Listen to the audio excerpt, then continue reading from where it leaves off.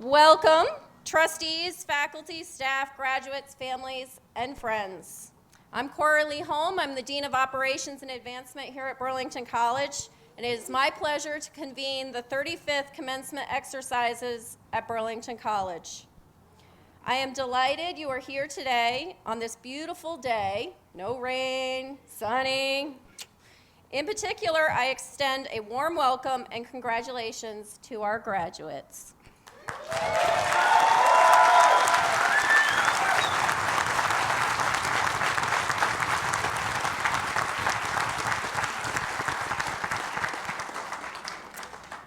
You have all worked hard on your personal journeys to reach this milestone. Today is your day to reflect on your journey and take pride as your families and friends join with the college community in celebrating your accomplishments. I would like to take a moment to acknowledge the love and support your families and friends have provided during the course of your studies. Learning at Burlington College does not take place in isolation. And I know the dialogue and perspective taking we so often speak of extends well beyond the classroom. Interactions and conversations among students, parents, grandparents, children, siblings, aunts, uncles, and friends are all part of the process. We know that you have also provided financial resources, time, and undoubtedly much emotional energy to these graduates, and for that we thank you. To the faculty who have worked so closely with our students during their journey, a heartfelt thanks. The educational experience at Burlington College is extraordinary.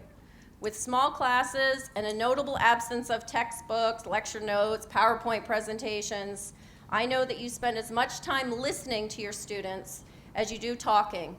Through this partnership in the classroom, your students have developed a deep respect for you, and this will be the foundation for rich and lasting relationships. We appreciate how hard you have worked to guide your students and your programs. So thank you, faculty.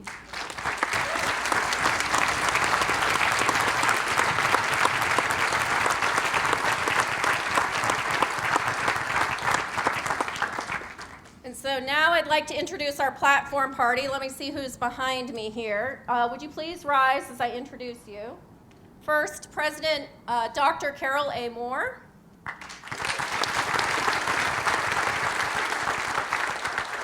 Chair of the Board of Trustees, Eves Bradley.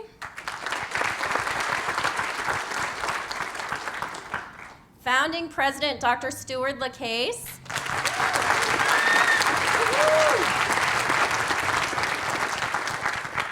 Faculty member, Jesse Kreitzer.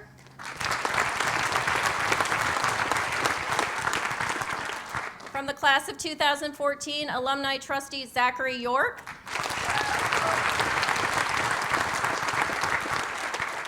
Treasurer of the Board of Trustees, Karen Paul. Morgan Sanderson is sitting in for registrar duties today. From the Board of Trustees, Dr. Jane Nodell. Today's honorary degree recipient, Eric Farrell. And last but not least, Trustee Armando Villaseca.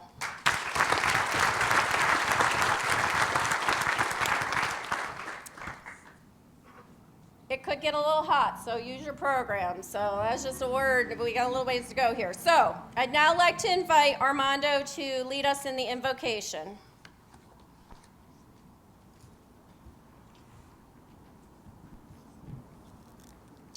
Good morning and welcome and congratulations, graduates.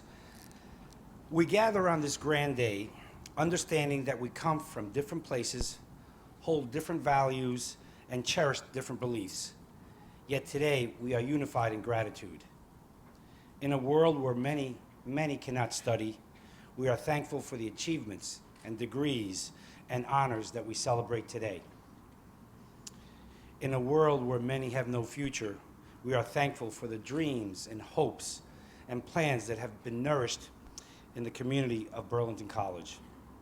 In a world where many have no community, we are thankful for the support of our mentors, teachers, families, and friends. As we go on from this grand day on different paths to different experiences and different destinies, may our gratitude unite us in the desire of using all that we are and all that we have for the common goods, so that the reasons to be thankful will be filled with every part of our life. May our gratitude on this grand day grow into the peace for each of us, the freedom to live, work, and serve throughout our days. Thank you very much.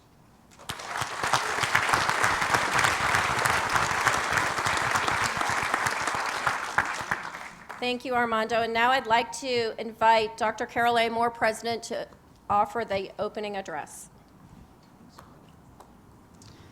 Well, first, good afternoon, and welcome to family, friends, relatives, anyone coming to celebrate these fine young people, and congratulations to them today. Let's hear it.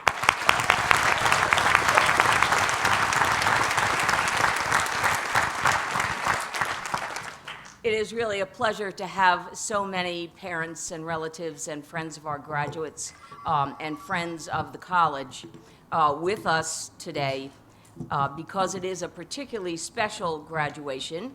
It is the 35th graduation, but we also have, in particular, the pleasure and honor to have Dr. Stuart LaCase, the founder and first president of Burlington College. This is truly an honor.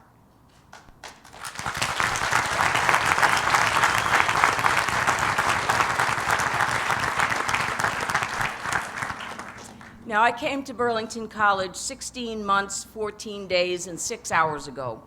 I came because I was asked to help in a time of great challenge, and I thought I could help, so I came. And then I read the mission, and it engaged me, so I came. I came as a trained marine biologist, which translates into data, data, and more data. I quickly learned that Burlington College is not a data-driven institution. It is data poor, as a matter of fact. So what do you do with no data? Well, like our graduates today, I took my general education courses, Western Civ, as we called it back in the day, art history, literature. But with all the training as a scientist, I thought with my head. Data, a little bit of intuition. And so faculty and staff and I set out to meet the challenges presented in the spring of 2015. I had precious little time to engage with the students that were around at that time, which, after all, is what any college is all about, the students. This is my 6th college, which I've had the privilege of working with students, faculty, staff, and I've loved all the students, all the faculty, all the staff. Well, there may be a few. But this year, I had the honor of coming to Burlington College. And as we entered a new academic cycle, I vowed to spend more time to get to know our fantastic students.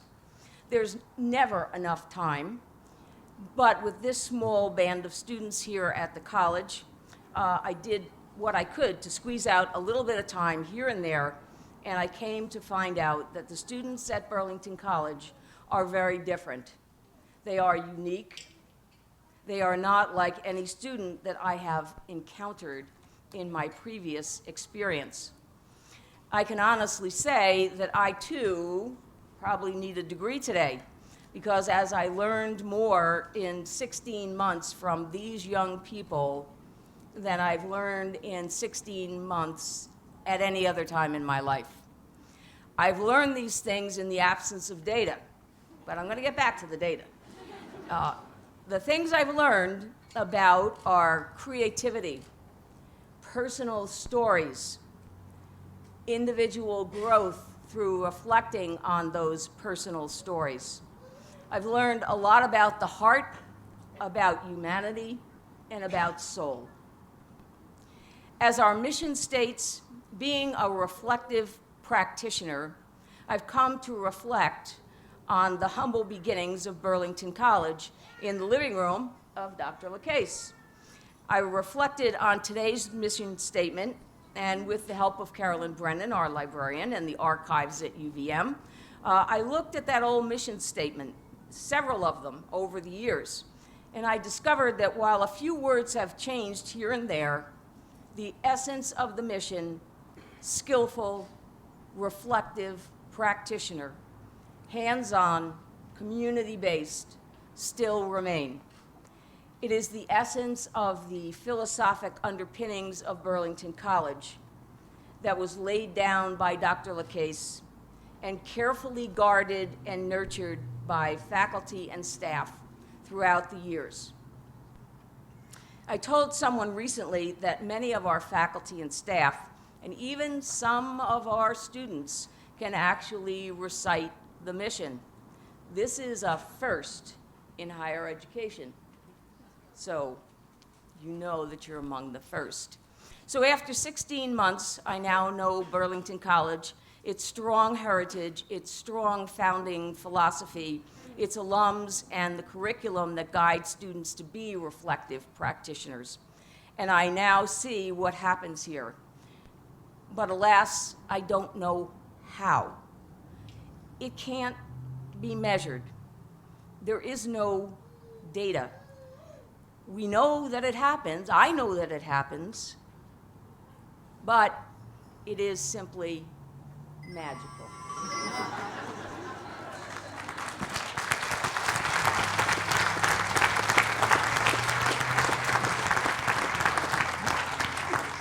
Somehow, my wand still works. The paint and the canvas and the metal and the glass and the books and the poems and the pictures and the graphics, somehow they just kind of get mixed all together and poof, it happens. And we have all of you sitting here.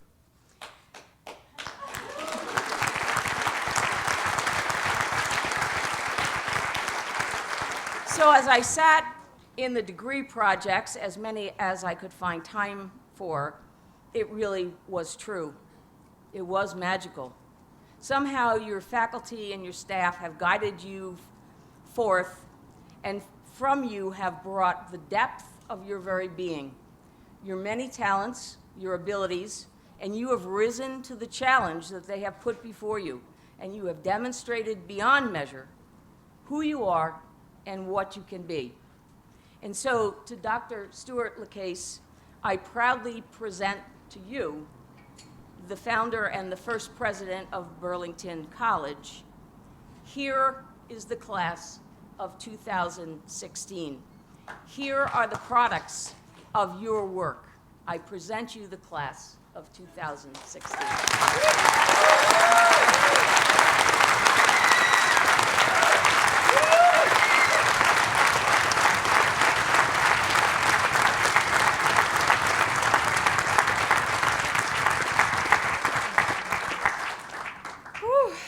Thank you, Carol.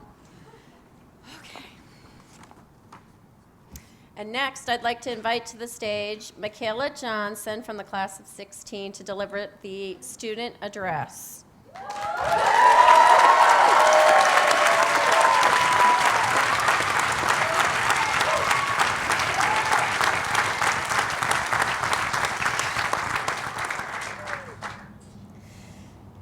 Thank you.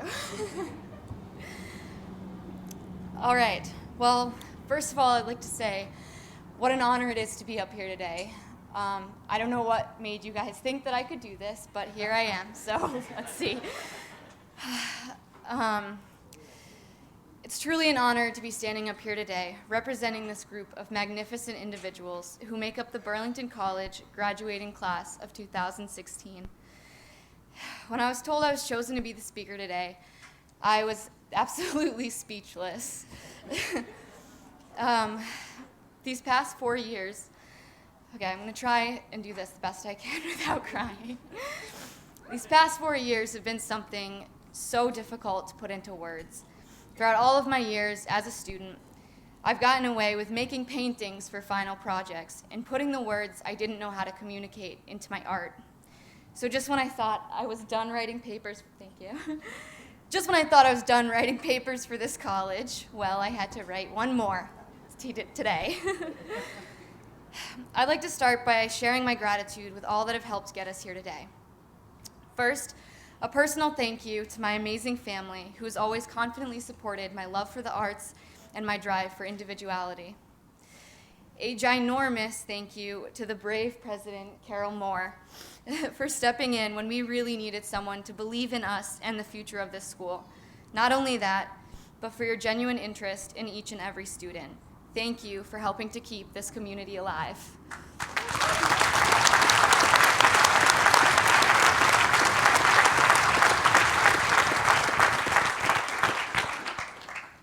To all of the staff and faculty here at Burlington College, I think I can speak for my whole class when I say you have changed our lives for the better. It's nearly impossible to express the amount of gratitude I have for everyone who makes this college what it is. We owe it to each of you for your endless support, guidance, and honesty.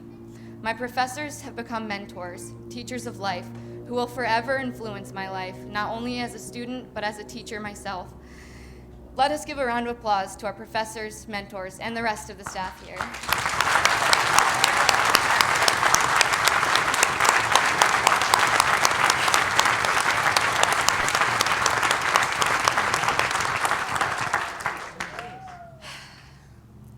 I'd now like to take this moment to praise the one and only Greg Litchfield.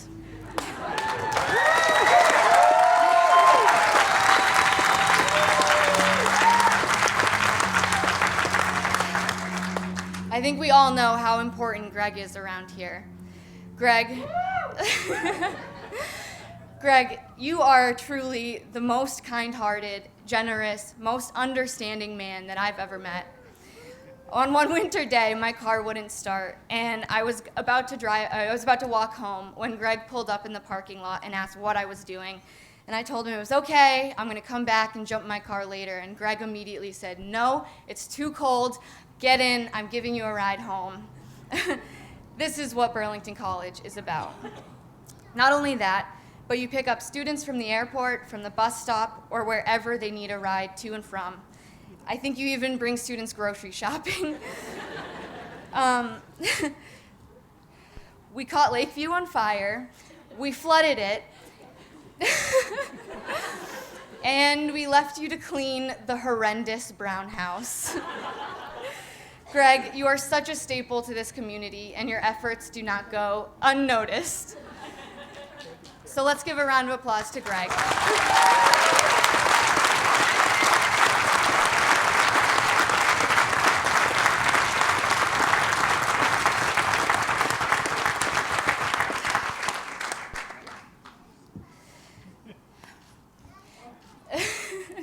Here at BC, we have classes at coffee shops and in this very grass we stand on today, and even in cities across the world, from Havana, Cuba to Berlin, Germany.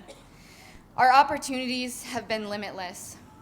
I tried to think of a better way to say that this place is really special, but the truth is that this place is really, really, really special. And I know you all can feel that. This is more than just a college. We are a community, a family. We have been since day one, when Greg had us in a circle playing team bonding name games. And later that same day, I found myself in a different circle. I think every new student in the fall of 2012 migrated to the beach behind the college. Nobody knew anyone, but I think we all felt a purpose in that circle. This is my tribe, I thought. This is where I belong. In that corner of Burlington College apartments that first year, we really were a tribe. We provided for each other anything the other needed. If one was hungry, the other shared their food. We ran from house to house, barefooted and smiling. Since that first year, parts of the tribe have moved away, and new parts have arrived in their place. And we've not lost that sense of community. We find it with each other every day. We didn't make this place what it is because we're an amazing group. We made this place what it is because we are a group of amazing individuals. While trying to embody this entire group, I felt stuck. We're all so different, all so unique, and in some way, all totally brilliant. There were times we had to literally fight for what we believe in, for this college, for our futures. We refuse to live by the beat of a false heart, and that is what unites us. I'm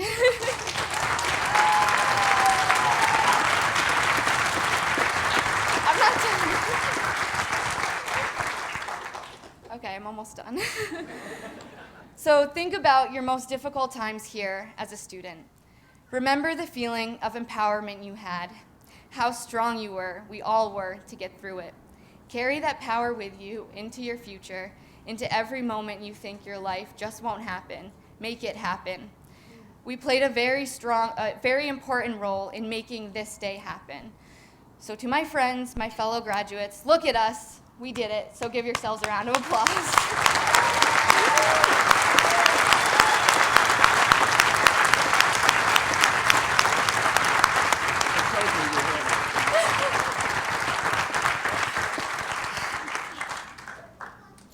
I'm not the person I was 4 years ago. 4 years ago, I wouldn't even consider giving this speech. I've seen an incredible transformation in myself and in my peers. The past few months have been something especially unbelievable. From being in the midst of our degree project process together to watching it all come alive, I've just been so blown away and inspired by all of the work you guys have done. So thank you for that. The walls of this school are flooded with passion, hard work, dedication, and an abundance of creativity. We've become artists, entrepreneurs, and necessary parts of this community. There's a tradition in college commencement speeches in which the speaker will say to their audience, look to your left and look to your right and notice that these people will no longer be with you. However, I challenge you all to have the confidence that this small tribe can stay in contact for the rest of our lives. So right now, look at the people to your left and look at the people to your right. Look behind you and look in front of you. Be in this moment. Let us not lose each other. We've shared with each other the truths of ourselves. Let these truths carry us into our next adventure. This is not when we say goodbye. This is when we say, I'll see you later.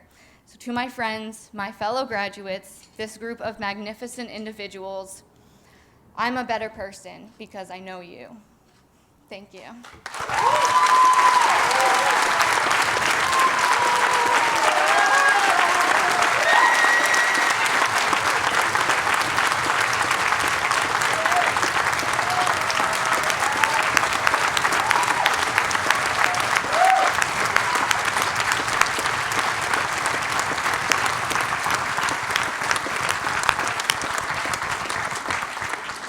Wow. And every single one of them could probably do that. So we've got a great group here. Okay, so next. Every year, the students of the graduating class are asked to recognize one faculty member for the Faculty of the Year Award. The Faculty of the Year Award is given to someone with achievements in teaching, scholarship, and service, and a strong commitment to the intellectual growth and development of our students.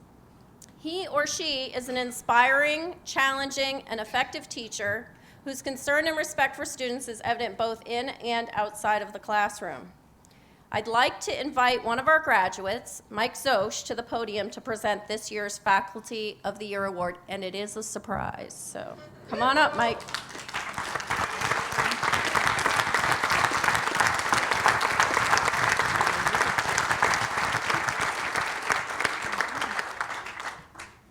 Well, it's a hard act to follow, so I'll keep it short. The faculty at Burlington College is probably the school's greatest strength. To my peers and me, there's an individual who stands out and deserves recognition for consistently exceeding the requirements of her job and for placing student well-being at the highest priority. I'm honored to acknowledge the recipient of the Faculty of the Year Award, Amanda Lass.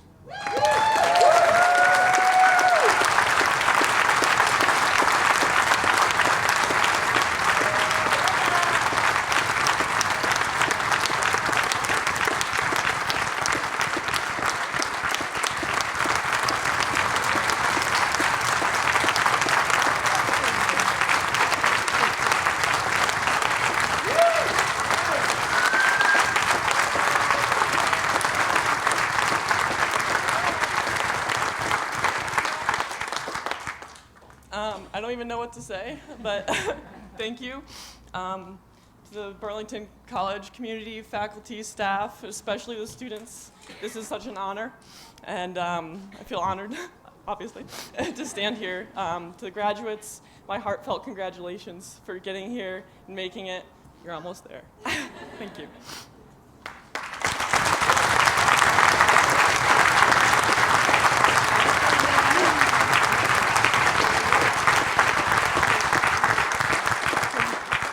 Okay, phew, that was the one surprise I had to keep till today, and we did it. So, okay. Now I'd like to introduce Jesse Kreitzer to come and deliver the faculty address to the graduates.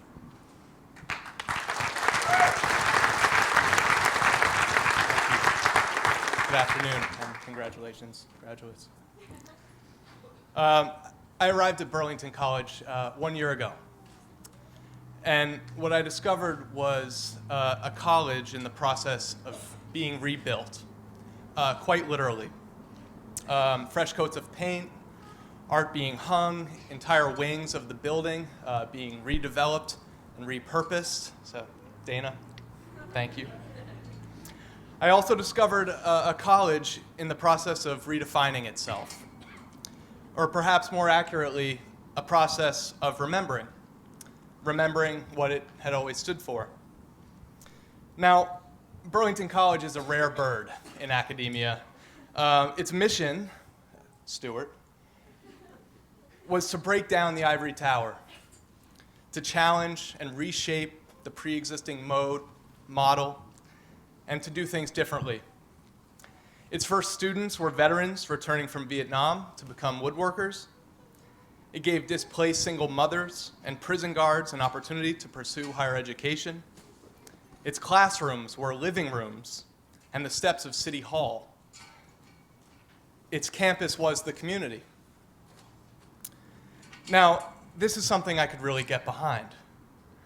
It was an opportunity to make it my own, and that kind of creative freedom in academia is just so rare, and I'm afraid is becoming increasingly so. No red tape, no bureaucratic waters to navigate, just build. Plus, as a dramatist, I think I'm just naturally drawn to flawed, rough-around-the-edge characters, and I really love a good redemption story, so there was something really appealing in all of this. So for our film program, it wasn't so much a process of reinvention, just as much as remembering what made the program so unique. I'd like to acknowledge Mary Arbuckle.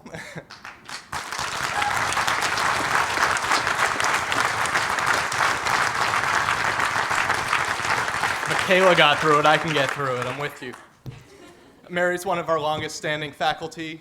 She's seen the college in all of its forms, through all sorts of ups and downs and trials, and she has a deep understanding of this tradition, the founding ideals, and she really provided continuity for me to appreciate its roots in progressive learning. And that continuity for me, and I think for the college, is so important. And thank you for setting the tone and leading the trail back to what matters most. And in my book, you're always going to be the unofficial mascot of this college. So thank you.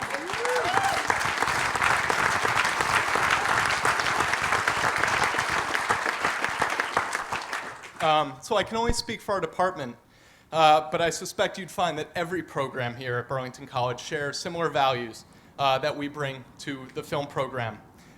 First, I want to acknowledge that while the rest of the world has gone digital, who's got their cell phone in their hand right now, I'm incredibly proud to say that we still teach 16 millimeter filmmaking on tangible celluloid film. Now, those of you who may be curious, what it does, it trains students to slow down, to think it through, to get it right. Really, slow down. Think it through, get it right. But while the rest of the world speeds up, there's just one thing that you cannot rush, which I regard as our department's most important goal, which is to foster each and every student's artistic identity. This is not just a slogan. This is not a recruiting tool. It's not some sentimental thing. In our classrooms, in our offices, the doors are always open, and we're there. We are there.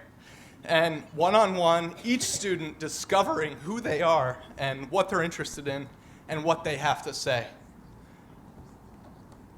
And because of our size, we're able to do it.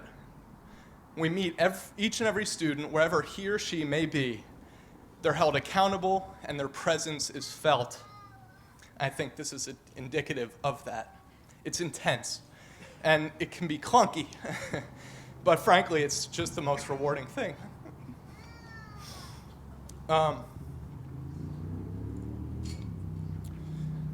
Our goal is to help students claim ownership of what makes them unique. It's not just about filmmaking either. It's whatever discipline you work in. You seek to understand how your upbringing, your culture, your ancestry informs who you are and the stories that you're best equipped to tell. It's truly the most powerful tool, and it's what sets you apart from everyone else. Artistic identity. It's to create something that could only have originated from your own experience and unique way of seeing. It's so powerful. The beauty is, the more personal your story, the more universal it becomes. It will resonate, I promise, and others will relate to it. But no matter what, here's the catch. You have to tell the truth. Your audience can always tell the difference. So whatever happens outside of our department walls or in the press, our focus, what we do as faculty, is very simple. We help each and every student claim ownership of what makes him or her unique and discover the stories they're best equipped to tell. I want to acknowledge 2 students today who happen to be graduating, so it makes it all the more special. Vanessa Root and August Sear, I had the pleasure of advising on their degree and capstone projects.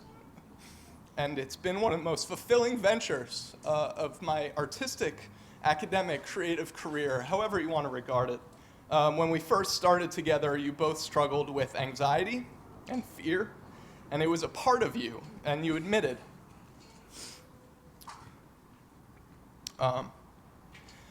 But rather than keeping that shadowy stuff, the stuff that lurks behind us, you claimed ownership of it. You held it out in front, and you made it part of the work. And it became a tool for coping, this creative process of yours. And you turned what was once your detriment into your greatest strength. And in the short span of 8 months, I've really had the distinct honor of witnessing a literal transformation. It's not sentimental. It's just so amazing, really, to see. It's such a privilege.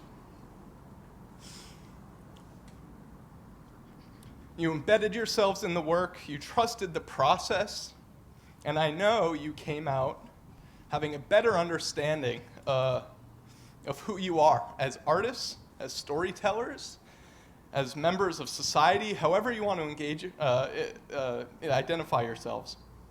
So regardless, thank you for putting yourselves out there and giving it all you had. You truly did. So August Sear, Vanessa Root, thank you so much.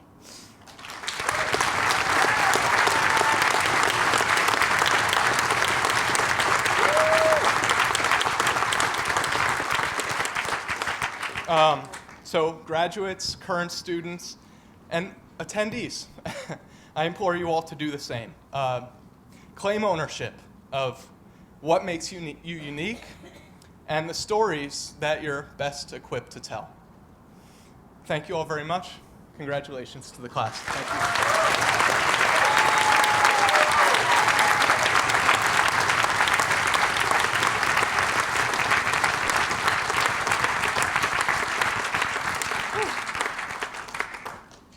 Lots of emotions today. Thank you, Jesse. And now I'd like to introduce and ask to step to the podium Eves Bradley, Chair of the Board of Trustees, to address the graduates.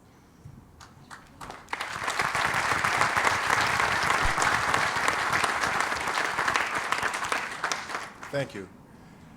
I'm reminded fairly often by my partner that men are evolved from the simplest of primates. And as I thought this morning about what I would say today, because much like all of you here who are graduating, I chose to create my own speech and create it sort of on the fly and let it evolve. And I thought, well, what can I say? And I thought back to my own education. And I went to the University of Vermont, which was a very prescribed school. And I can remember being in a class where there were over 100 people. It was Geology 1, and the professor was Professor Buck. And I won't take his name in vain, but I do remember it well, and I shouldn't, because I fell asleep every class. I really did. I sat in the front, I fell asleep. I sat in the back, I fell asleep. I sat in the middle, I fell asleep. And I'll confess, I took the final exam cold because I had no notes, because I had quite literally not been able to stay awake in every class. Lab saved me. I had an A in lab, but I got a D- in that class. And so I thought, well, what can I say, thinking back to my own days and my own commencement speaker, that will inspire these young men and women to go out in the world and make their mark? And you know, what came to me was, I don't inspire them, they inspire me. You inspire me.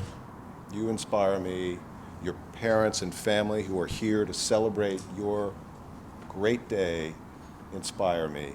The faculty and staff who have chosen to work and teach in a special environment that they have created with the help of the students who have been through this great institution inspire me. And Dr. Stewart LeCase, who founded this university, inspires me. And as I've been listening to everyone speak, the word that is a consistent word in everyone's dialogue who stood up here is community. Community. And it's such a precious word, and it's a word that people have a tendency to forget about. And yet those people who understand that they have to play an active role in being a part of and shaping the community that they are in are those who, at least in my humble opinion, rise above the rest and are an inspiration. And when I was taking a shower this morning, I thought, all right, I've got my two nuggets of conversation, and those are, and I honed them a little bit, and so it started off as mediocrity and courage, and mediocrity evolved to become cultural mediocrity. And I thought, here we are in America, and America has seen, or is seen by the rest of the world as having an erosion of its values, and it's, being diminished, and perhaps it's being likened to the Romans, and the Roman Empire and the American Empire, may soon fall by virtue of that erosion of values, moral values, civic values, etc. And yet I thought, well, that may be true for those who choose to believe that and accept that, yet it still remains a place where people who are individuals can stand out, can succeed if they want to, can follow a path that they want to, and can follow a path of their own creation. And mediocrity is all around us. It really is. We are all familiar with mediocre situations, mediocre service, mediocre books that you begin reading and you're halfway through it and you're like, my God, I'm supposed to be enjoying this, and it's like homework. Do I really even want to finish this book? So mediocrity is there. It's all around us, and it's so easy to fall prey to it. To just say, okay, it's pretty easy to just kind of go along with things and do what I need to do to get by. Well, I'll just be mediocre because, that's sort of kind of what society seems to be doing, and I'll do what's kind of expected of me, and everything will be great because that's the easy way to do it. But there are people out there who choose the courageous way. And the courageous way is to decide for yourselves that you are not going to be the person that you think people want you to be. You are going to be the person who you truly are and who you want to be. And if that person happens to be somebody that other people disagree with, or may even, have a problem with, or may revere, it's all good. Because the important thing is to be true to yourself. And I say that every single one of you who are graduating today made that choice, and you made that choice long ago when you chose to attend this institution and to create your own education and to follow a path that you created that inspired you. And that makes you great human beings, in my opinion. Because I can speak and say that I'm surrounded by people, I can even say it of myself, who can take a lifetime to gain the courage to say to themselves, I don't really like my life. I don't really like who I am. I'm not who I want to be. I'm who everyone else has wanted me to be for a very long time. And that happens to people. It happens to people at all ages. And yet, when you make that choice, your life becomes so much easier, so much truer, because you realize that the person who really is the most important to you is yourself, and by being yourself, you are being the most important to the community, the most important to those around you, and the most important to, frankly, society in general. So you have courage. You have courage that inspires me in a way that nobody else has. People say, well, why are you on the board of trustees at Burlington College? And I say, well, it's funny. It's a place that you sort of, you get involved with it, and you kind of fall in love with it. It's like it draws you in. It's almost like, the arms just sort of wrap around you, and next thing you know, you're there, and you will do anything you can to support that institution, to support the students, because they're the most important. And the faculty and staff who teach those students, well, they're incredibly important as well, because they're a part and parcel of why you're here today. But you've chosen that. You've shown enormous courage. And not only that, but you've shown the courage to invest in your own education. And I say that, and I don't say it lightly, because the choice to go for a higher education today, as you all have, is a choice that takes courage. It's a path that requires great financial investment by either your family, friends, or yourselves, or a combination of those. And you've all chosen to do that, and that takes courage and strength. So what I say to you all, in a long-winded way, is that you are great human beings, that you have made choices that put you, at least in my opinion, high and above mediocrity. None of you are mediocre. And I can predict that there is not a single person in this room who thinks that any of you are mediocre. And I know that for the rest of your lives, you are going to be courageous, incredible people, and that you will not only be parts of communities, you will create communities. So on behalf of the entire Board of Trustees, I want to congratulate you, and I want to tell you, you are an inspiration to all of us, and you always will be. Thank you.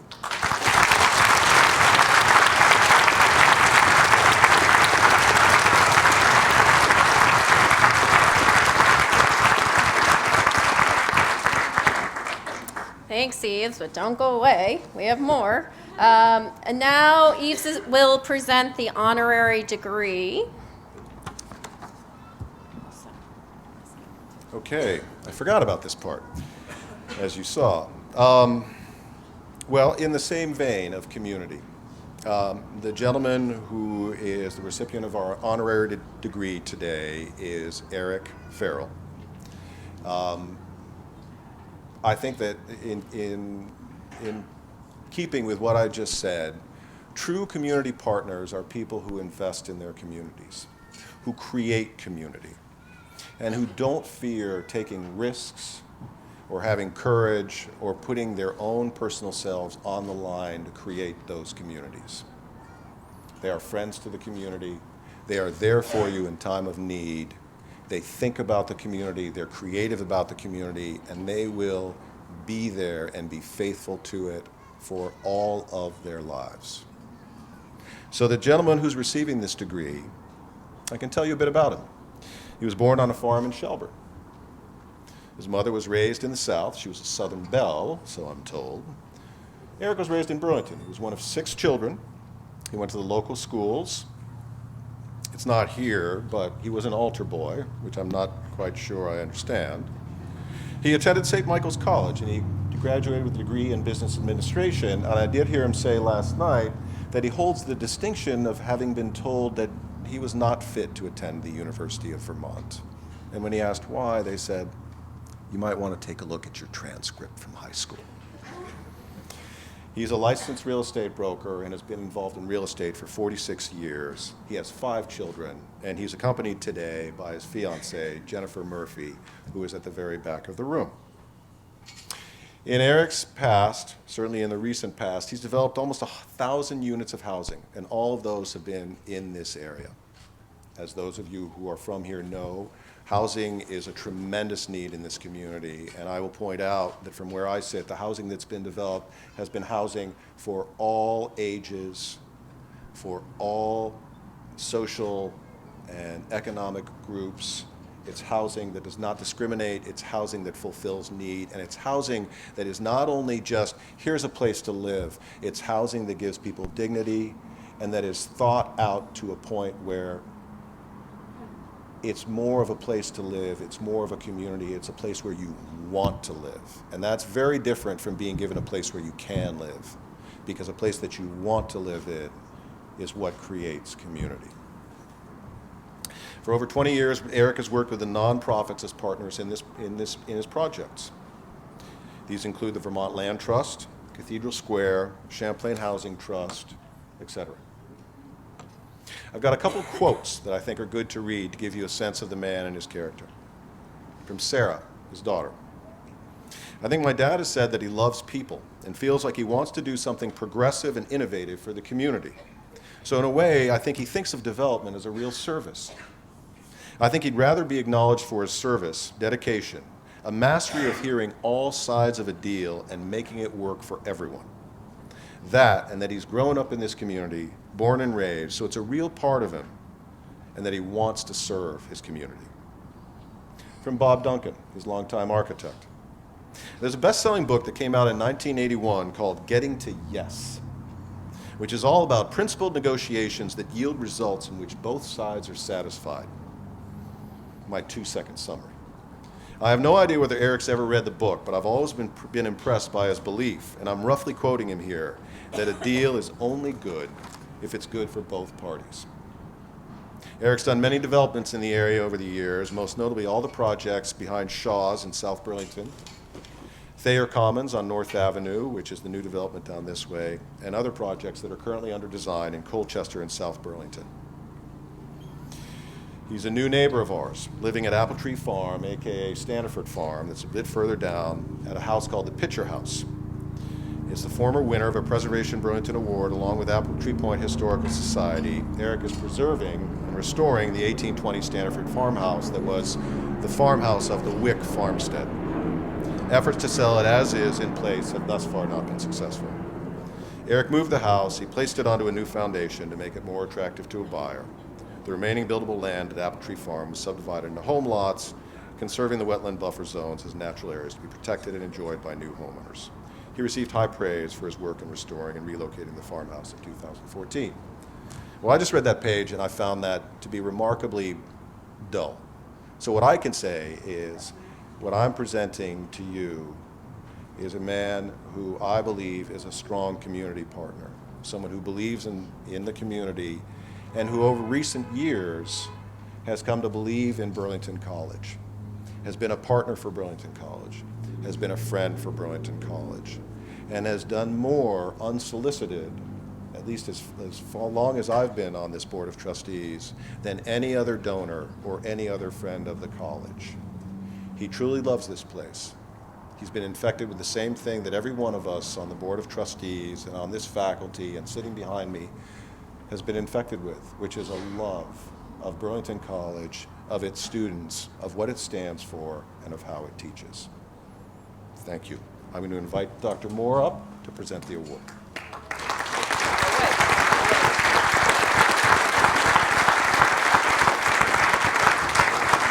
There's nothing for you to read. Oh, You're okay. supposed to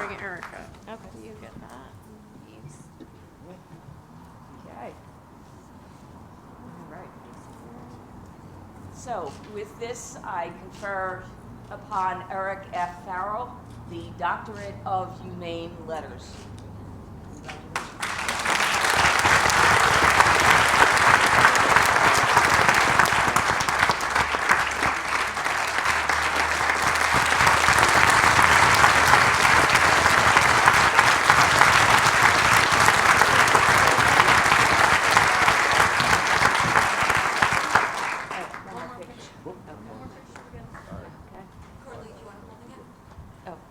Yes, holding it. Right side up. Right side up.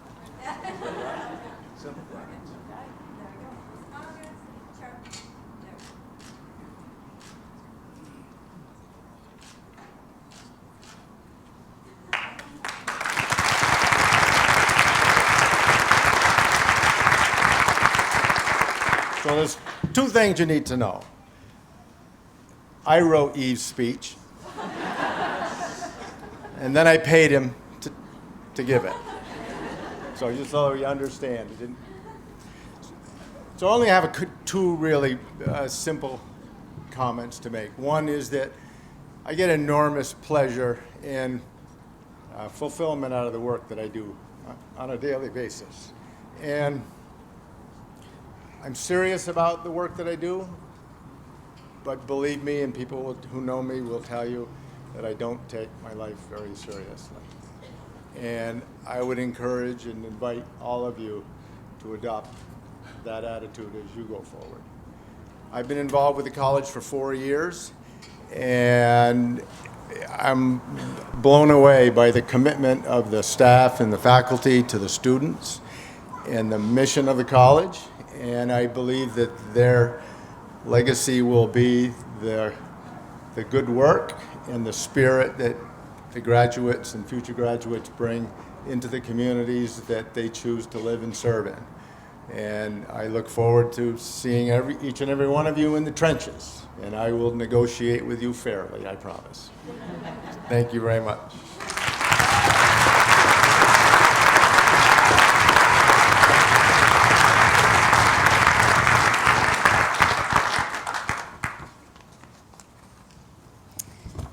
Okay. Oh, I screwed up. Well, that's okay. We do that here sometimes. Eric, can you come back up, please? And Dr. Moore, gotta actually have you confer the degree. So if you'll just stand there and thank you. Okay. In consideration of your achievements, it is entirely fitting that Burlington College recognize your outstanding accomplishments by conferring upon you this honorary degree. And so, by virtue of the authority vested in me by the trustees of Burlington College, I am proud to confer on you with honor this degree with all the rights and privileges that it comes with. Congratulations.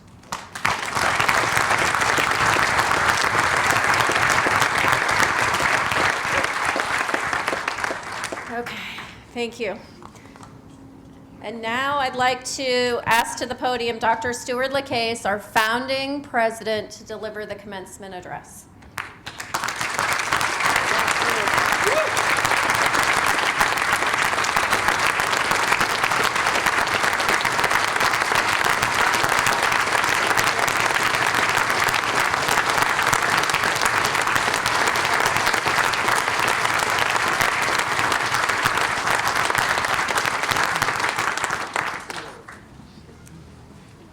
I was told when I came up here to make sure that the microphone was working and that I could be heard. Somebody explained that the sound goes up there and doesn't necessarily come down here, or that it may go over there. Does everybody hear me? Does the graduating class of 2016, do you all hear me? I want to make sure of that because I have every single word is important. I don't want you to miss one of them.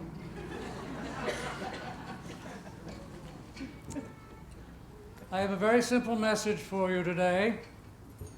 Once you walk up here, get your degree, go back to your seats, your history.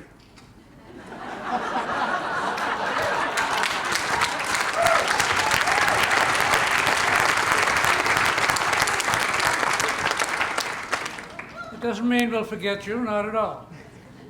Doesn't mean that your life is going downhill from here, not at all. What it means is that you have become part of the history of this institution. You have become full members of the great family of Burlington College graduates, going all the way back 43 years to our very first graduate. I'd like to tell you a little bit about him, since he's part of your family now. I'll tell you about a couple of others, and then I'll wrap it up as quickly as possible. You have other things to do today. This student transferred to us. He was our very first transfer student. That's not surprising since we hadn't opened yet. He came to get an Associate of Arts degree and had already 1 year's worth of credit, so he only had 1 year with us. But he came from a larger institution where he felt as if he was simply one face in the crowd. He wanted to come to a place where everybody knew his name. And guess what? With 14 students, total enrollment, everybody knew his name. Not only that, in the small classes that he attended, he began to speak up. He began to realize that what he had to say mattered. And as that realization began to creep into his soul, he began to realize that he had something to offer to the world. Then it came time, we still had at that point, the requirement that he do something for community service and something for a degree project. The idea for this came in a class that he was taking, where he learned that many of the young men in the local jail were there because they could not raise money for bail. He also heard that there were a number of cities around the country where they had pretrial release programs to gather information for the judge to believe that the person sitting in jail was no risk to the public and was no risk for running away, and so could be released on their own recognizance. So he went to work and researched these cities and these programs, found out what worked best, what the problems were, put it all together in a research paper, and included in it recommendations of how such a program might work in Burlington. I was so impressed with the quality of that paper that, with his permission, I shared it with people in the corrections department. He and I went over to Montpelier and talked with them, and as a result of his effort, our tiny little college that was only 14 students to begin with had its very first grant to try out a program that he had designed. The name of this graduate, the very first member of your Burlington College family of graduates, is Nick Roden, class of 1973.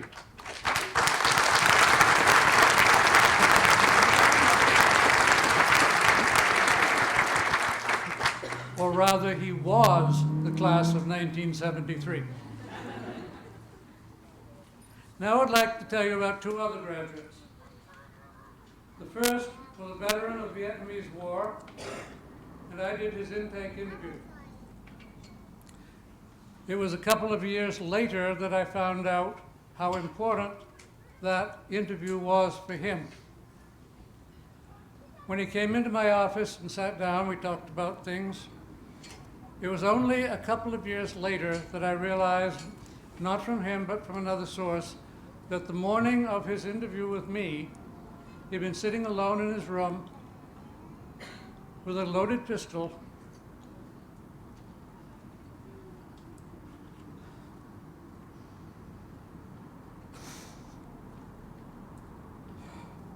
trying to decide whether to take his own life or check out Burlington College.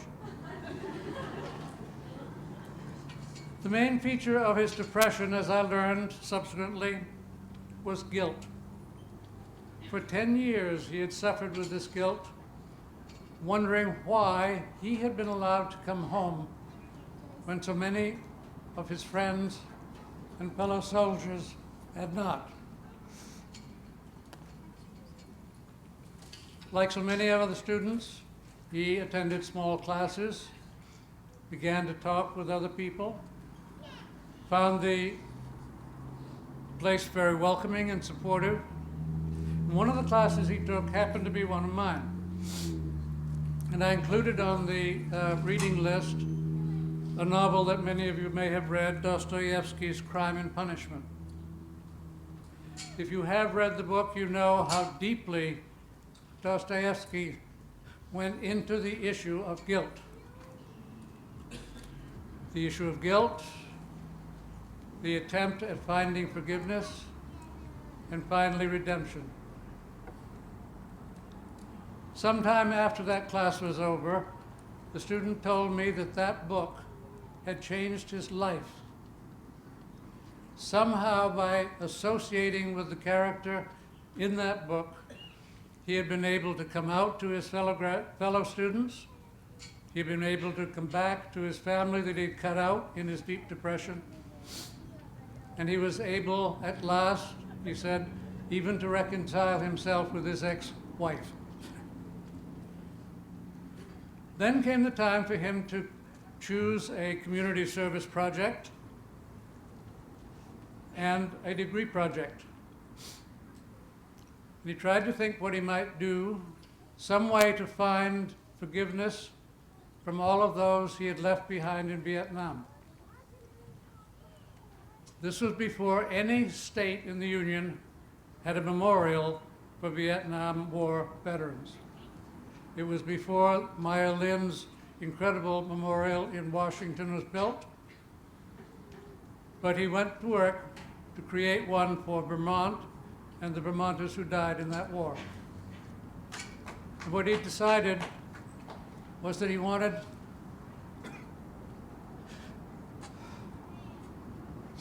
very hard for me. He wanted a memorial that would tie the state together from the New Hampshire border all the way to the Canadian border. And it was very obvious to him what was needed. He wanted to rename Route 89 the Vermont Veterans Vietnam War Memorial Highway. This was quite a project for a degree project, but he went to work on it. He enlisted the help of lots of other students, lots of other veterans. Everyone got behind it. They went to the legislature. They got the legislature to pass the legislation that renamed the highway. They got the legislature to give them the land to set up the memorial. They needed granite for the memorial itself, donated by the quarry in Barrie. They needed money for landscaping, engraving, all of those things done. When he had his dedication, 500 people showed up, among them the governor, the lieutenant governor, our one representative, both of our senators, lots of lesser dignitaries, Gold Star mothers, other veterans. It was a big, big occasion, and it garnered a lot of national press. I used to joke with him afterwards. I said he really didn't need to go all that far out to have such a crowd at his degree project meeting. The student's name is Ted Pickett, class of 1983.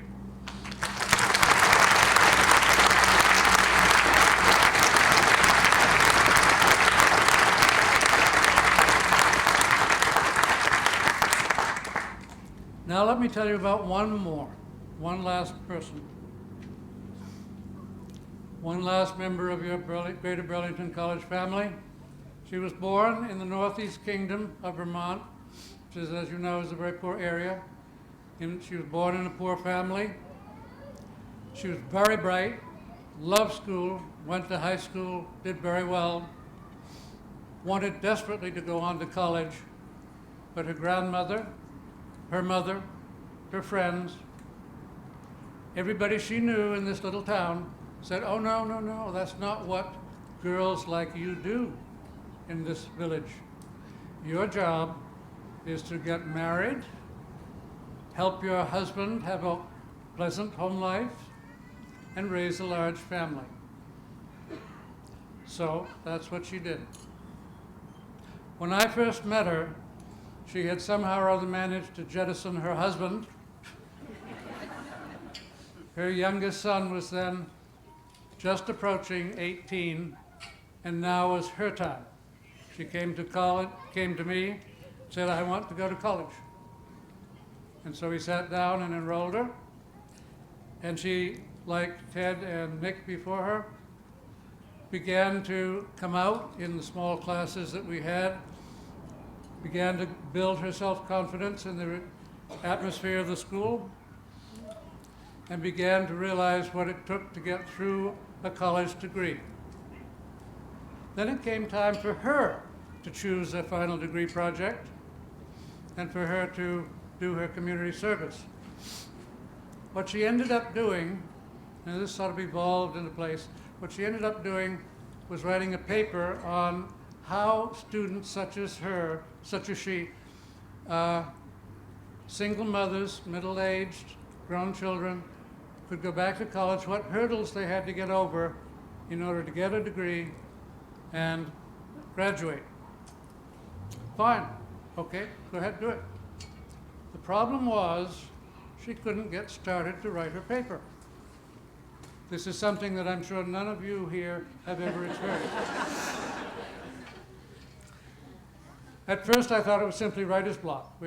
I've had a lot of students that had writer's block. I have lots of tricks up my sleeve to help her through to get through the block. Nothing worked. Finally, in desperation, I said, all right, what is going on? What is preventing you from graduating and writing this paper? We talked for a while, and eventually it came out that her grandmother and her mother, both of whom are long deceased, other friends, deceased, some living, all had told her that she was rising above her station in life if she wanted to go to college. This was not what girls from her town did. She did not have the courage to go on. So I said, well, why don't you ask their permission to graduate? She looked at me as if I'd gone off my rocker. I said, well, you have a very active imagination. Have conversations with all of these people, whether they're alive or dead, doesn't matter. You played their part, but then you answer them not as an 18-year-old girl, but as you are now, and talk them into giving you permission to graduate. So she started doing that, and I told her to record them, because she might want to refer to them in her degree project.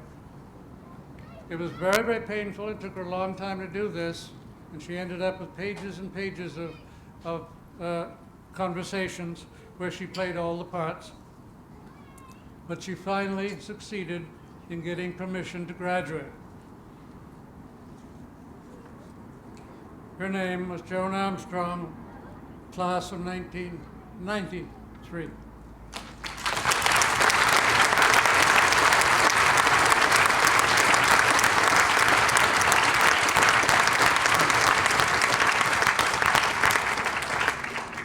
So you may be wondering, why am I telling you all of these stories about people who are old enough to be your parents or your grandparents? What on earth do they have in common with you? Well, I'll tell you what they have in common with you. That's a lot. They have a lot in common with you.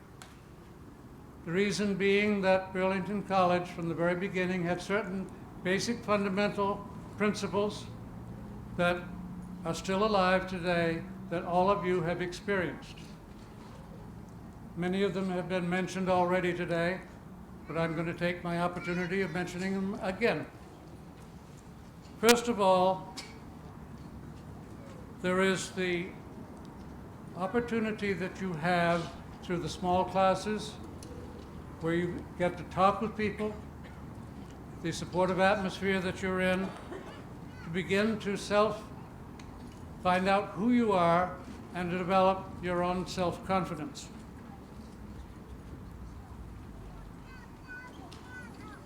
The idea for this process came to me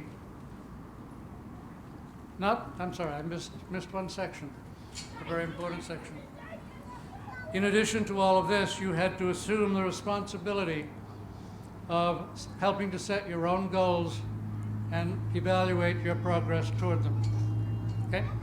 The idea for that part of the process, which took us several years in the beginning to work out, is an idea that came to me around 1970 when I was teaching a class at Boston University. I taught there already for a few years, teaching the usual freshman composition course.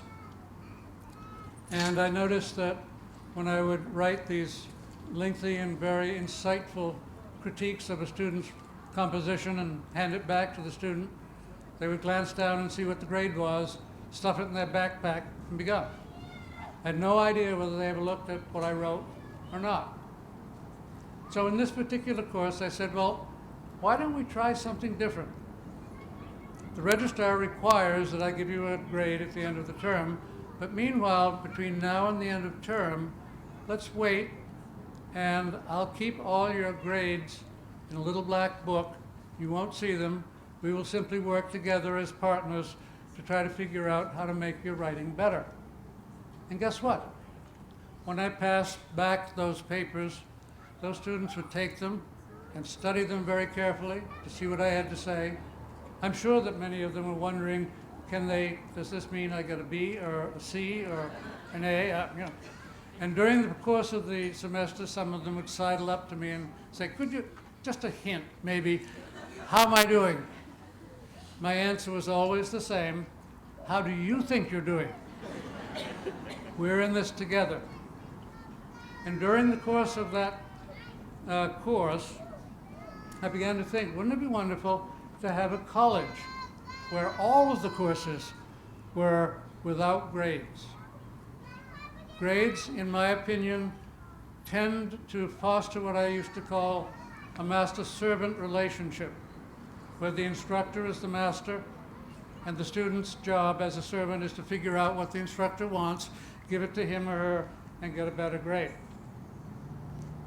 Wouldn't it be wonderful if we did away with grades, where together you would set your goals, identify checkpoints along the way to see whether you were getting to those goals, and then jointly evaluating at the end whether you had reached the goals that you had set out for yourselves.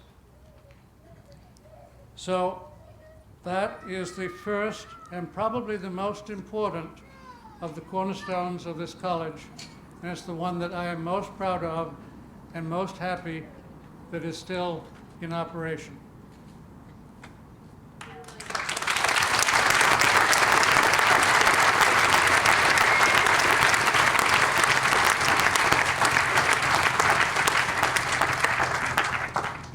The second of the three fundamentals is that much easier to explain, and that is that, okay, you've gone to taking all of these courses, you've got to know yourself better, you've developed your self-confidence, you've developed a sense of responsibility that will carry you forward, not only in your courses, but in your life. But what good is all of that unless you do something positive with it? Hence, the requirement that you do something in the area of community service, community involvement. As you know, I originally incorporated this institution as the Vermont Institute of Community Involvement. I won't go into all the reasons why we couldn't call it a college. It had to do with Vermont law at the time.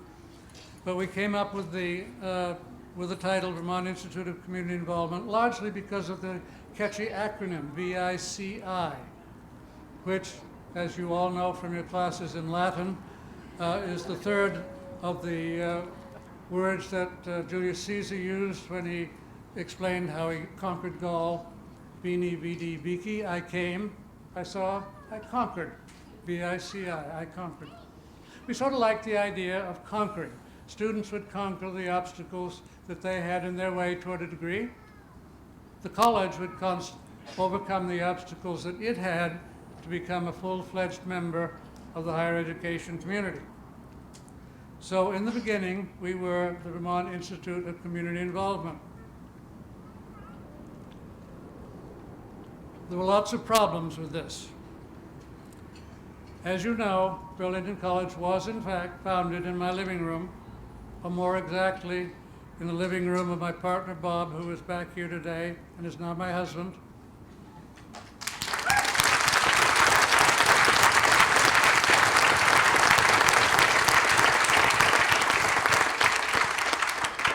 He and I had to answer the phone every time it rang, morning, afternoon, or night, weekend, or whenever. Hello, this is the Vermont Institute. How may I help you? Sometimes we'd slip up and just say, hello, this is Vicki. How can I help you? The problem that I had, of course, traveling around trying to get us known, was everywhere I went I had to explain that Vicki was not some esoteric kind of place, that it was really a college, and it certainly was not a dating service. So in 1979 we changed our name to Burlington College, and at that point it became much easier to talk to people about what we were, but we never for once left our mission or our fundamental commitment to community service that you still have today. So that is the second of the two fundamentals that you share with the rest of your large Burlington College family of graduates.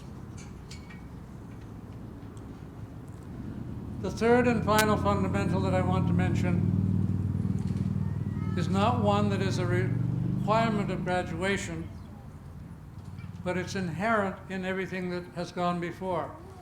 You have become empowered by your education. You have made commitment to community service, community involvement.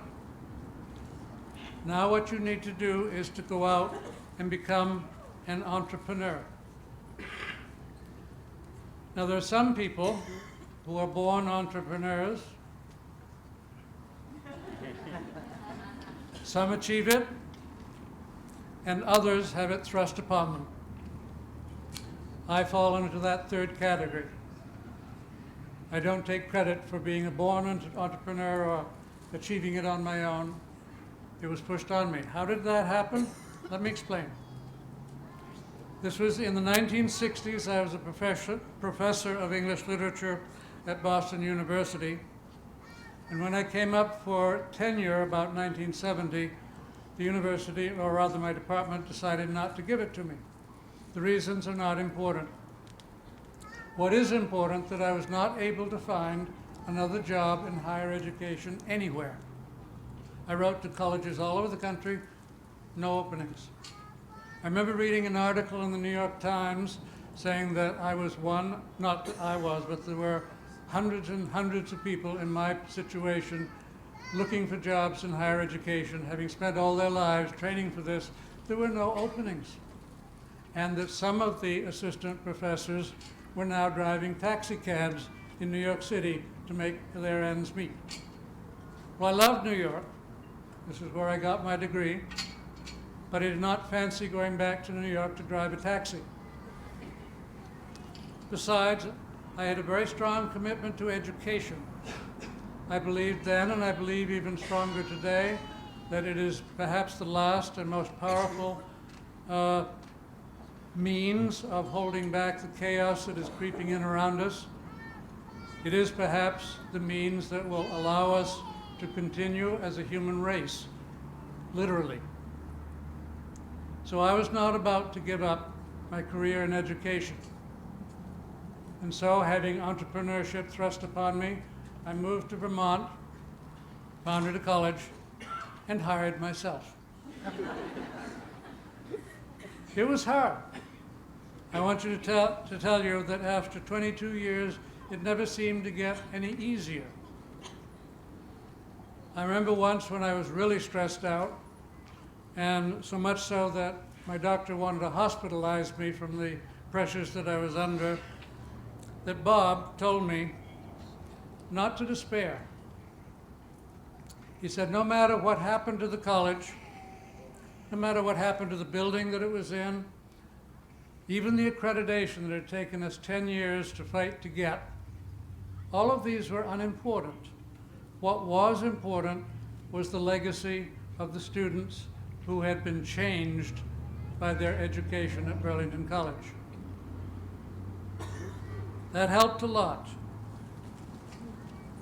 My moral of that story is that you can become entrepreneurs as well, even if it involves risk, which it will, even if it includes failure, which it may, but it's worthwhile if you do it for something that will make a difference. As for me, it's almost like a time warp, hearing all of these speeches that came before me today. This is the place that I knew 44 years ago.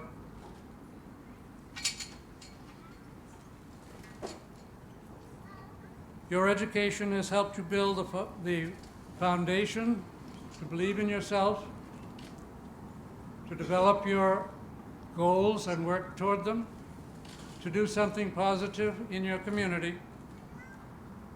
What you need to do now, as a member of the Burlington College family of graduates, is to become an entrepreneur. In whatever field you're in, it doesn't matter. So tonight, go out, celebrate with your friends and your family. You deserve it. You've worked hard, I know that. But tomorrow, become that entrepreneur. Go out and make some history of your own. Thank you very much.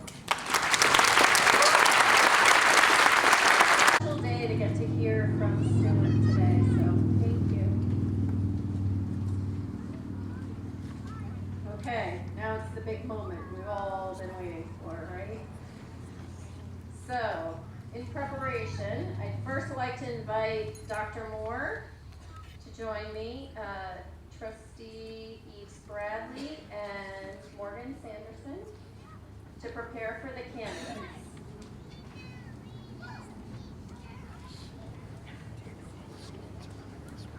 Dr. Moore, it is my great honor to present to you the class of 2016. The students before you have satisfactorily completed all requirements for the Master of Arts, Bachelor of Fine Arts, Associates of Arts degrees, or the Certificate of Achievement, and are eligible to receive their diplomas and certificates. I accept this 35th graduating class, the class of 2016. This is the moment that you and your families have been waiting for. Would the graduates please come forward as your name is called and accept your degree.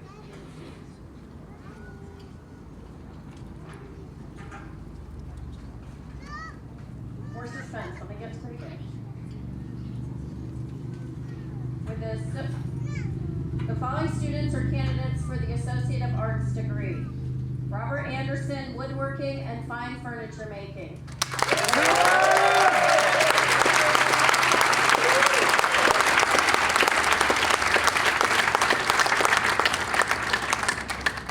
Elena Merrill, liberal arts with a concentration in media activism.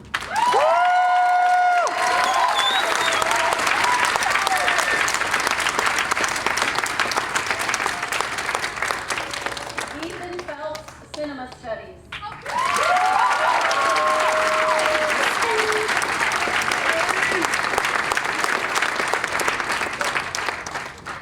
And now the following students are candidates for the Bachelor of Arts degree. Hudson Chris Odyssey with a major in integral psychology and a second major in human services.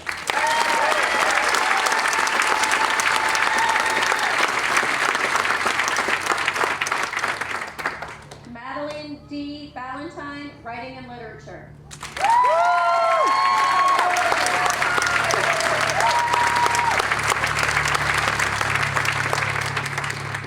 Andrea Brown, integral psychology.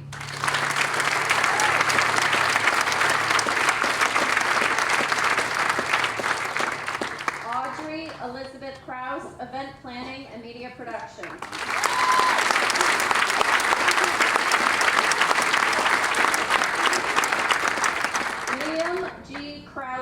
Cinema Studies and Film Production.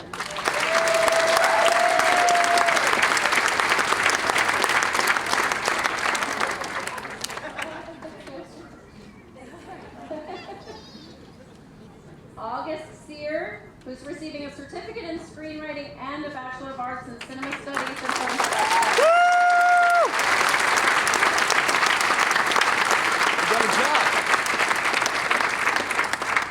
Thompson Bates Gladaman, Fine Arts.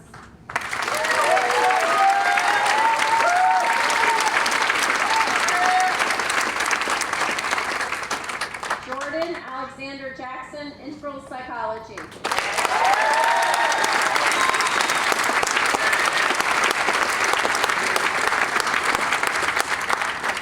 Michaela B. Jackson, Expressive Arts.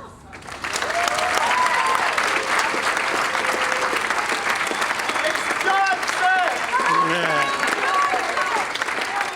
sorry, Johnson.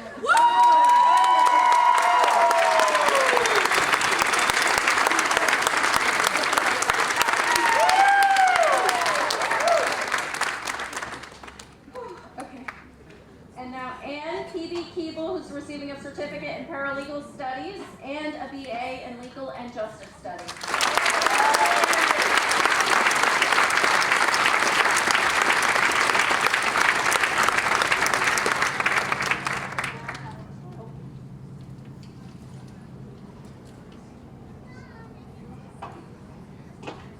Emily J. Manny, Integral Psychology.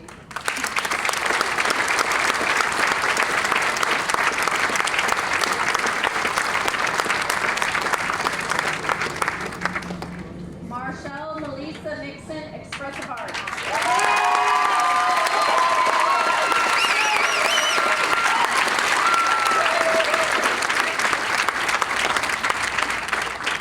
Peter M. O'Connor with an individualized major in Community Development and Educational Studies.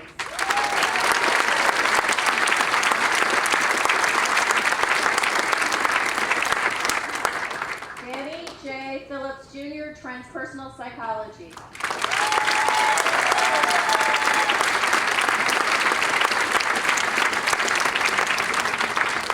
Marissa Lene Ronick, Expressive Arts.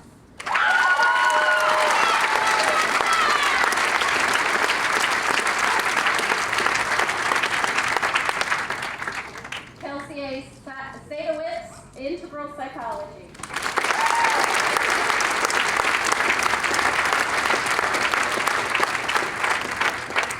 Tynan Michael Patrick Shevlin, Cinema Studies and Film Production.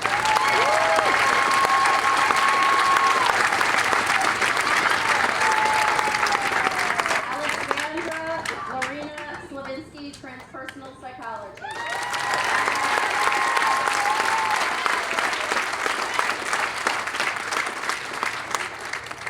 Morgan R. Wild, Transpersonal Psychology.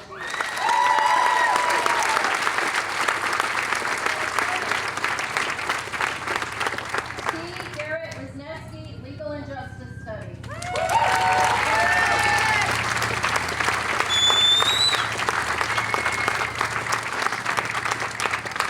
The following students are candidates for the Bachelor of Fine Arts degree. Laura Larry Arison with a BFA in Photography and a BA in Integral Psychology.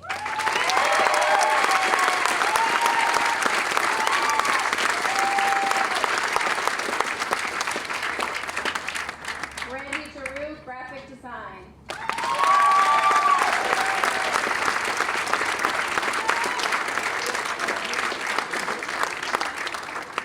Tim Morris, Graphic Design.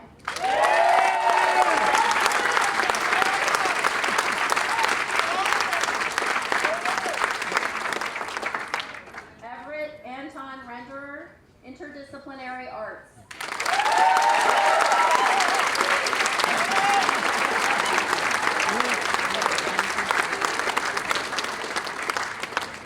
Cassandra Ricard, Photography.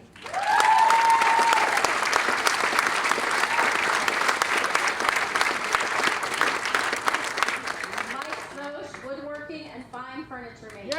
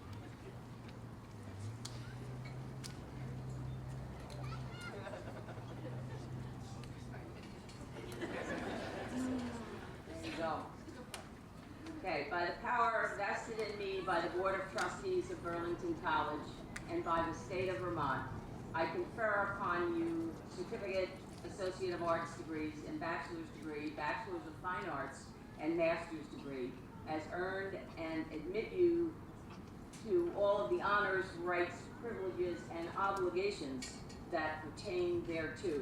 You may now move your tassels.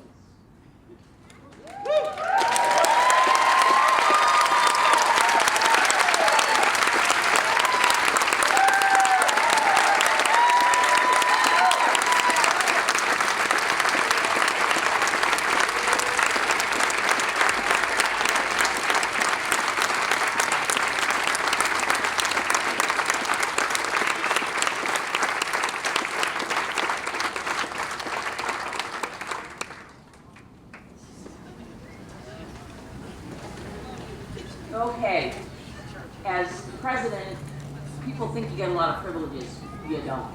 But the one that I do get is to say the sort of last word. Not quite last, but sort of. So, here you are, in your caps and gowns and diplomas in hand, and all ready to go out and take on the world. And you must take on the world. It's not that great shape right now. So, with your heart and with your soul, and with a little bit of data, please, you can do it. You can do it. And now I'm going to give you one last assistance to ensure the world in your hands is in good hands. Yesterday, I told you I thought my magic wand was a little bit out of juice. But during Big Spring Art Party, yes, Michaela, I got another wand, a much better wand. It has much more magical powers because it was made by one of your own. So, I wish all of you well on your life journey. You leave with a great foundation. Use it. Give back to the world and take your talents to the moon. Love the journey that you started here and will finish on your own. And with this one, I give you my very best wishes for a wonderful journey.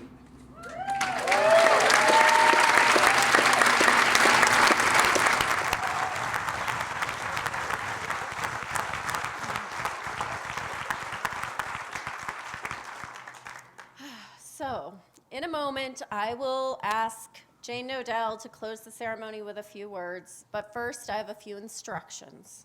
So, following the benediction, please follow the directions of the marshal, who will lead the procession of the platform party, the faculty and staff, and the graduates out of the tent.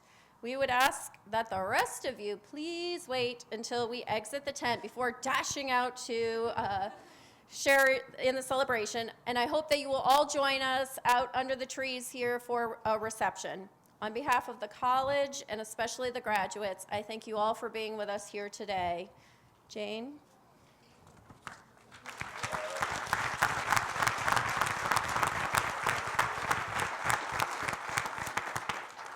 As we gather, recognizing our diversity in beliefs, values, faith traditions, but also, as Armando said earlier, our unity and gratitude, I invite you to reflect quietly on all that is yet to be, while expressing thanks for the gift of intellect, goals met, and the support of family, friends, and mentors. As we journey forth filled with knowledge and dreams, let us continue to learn from our diversity. Let us be filled with compassion for other living beings. Let us sense wonder in the ordinary. Let us nurture the fragile and empower the impoverished. May the gratitude that we experience on this day of new beginnings carry us forward. Thank you so much.